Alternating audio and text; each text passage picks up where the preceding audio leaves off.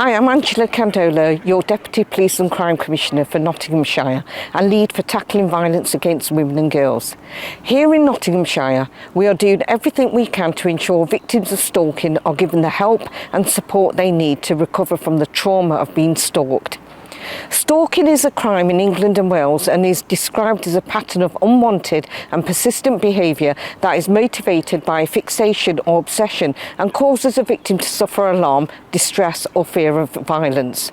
The Nottinghamshire Stalking Advocacy Service, which is commissioned by NOTS OPCC through Nottinghamshire's Women's Aid, aims to provide high quality assistance to male and female survivors of non-domestic stalking who are aged 16 or above and live in Nottingham and Nottinghamshire. What you're about to hear is a survivor of stalking who has been brave enough to tell us her story and how Advocacy Service helped her to see the light at the end of the tunnel. I am a victim of stalking. I just wanted help, I wanted it to stop.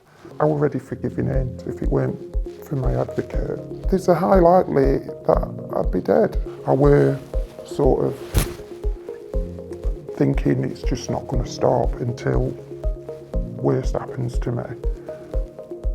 It is stalking, tracking me, following me everywhere, making me feel scared, making me uncomfortable. So I did isolate myself a lot, or in house, not visiting friends, just fed up, I don't know, I suppose waiting for something bad to happen. I was in shock and still disbelief. Even to this day I do think, wow, has that really happened to me? But it happens to a lot of people. You always think it's going to be someone else. Some of it I'd think, well, I've got to weigh risk up. If I'm reporting this thing, is it going to antagonise him more? But then with the help of Women's Aid, obviously I got the problems fixed with my security, so I felt a bit safer. I was encouraged by Women's Aid to keep reporting. I wouldn't have done it. I would have just gave up. And like for times when I were suffering with mental health because of it, they were there checking on me, seeing I'm all right. Plus as well, she knew like his moves probably before he did. That helped me, give me knowledge to think, well yeah, he could do this, he could do that. And when you hear these things, it is a bit unsettling that you think he might do that, but I think it's important that you know. They really do know what they're doing. We're waking people out and knowing his move before he does it. So the predictions were right, and that helped me trust even more.